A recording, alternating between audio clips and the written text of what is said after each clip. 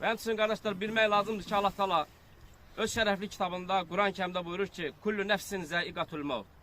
Hər bir nəfs ölümü dadacaq. Lakin ölüm gəlməmişdən qabaq qardaşlar, ölümün nişanələri insana gəlir. İnsanın saçının ağarması, insanın övladları gözün qabağında böyüməsi, insanın yaşının üzərinə yaş gəlməsi, saçının saqqalının ağarması, insanın ölümünün xəbərdarı da Allah tərəfindən. İnsana daha bundan başqa nələr olmalıdır ki, o ayılsın ki, mən də öləcəm. Nə baş verməlidir ki, o ayılsın, Allaha qayıtsın, ibadətlərinə və itaətlərinə, Allahın əmrlərin yerinə yetirməyə qayıtsın. Allahın qadağanlarından çəkinməyə qayıtsın. Allah Teala Quran-Kərimdə buyurur ki: "Və men a'rada an zikri fe inne lehu ma'işeten danka ve nahşuruhu yevmel kıyameti a'ma." Kim Allah Teala tərəfə dönməyəcəksə, kim Allahın əmrlərinə boyun əyməyəcəksə, Allah Teala qiyamət günü onu kör yaradacaq. Və o deyəcək ki, ya Rabbi, axı mən görürdüm dünyada ikən. Allah Teala deyəcək ki, görürdün, amma Allah Teala'nın ayətlərini görmürdün. Allah Teala'nın əmrlərini, qadağanlarını görmürdün.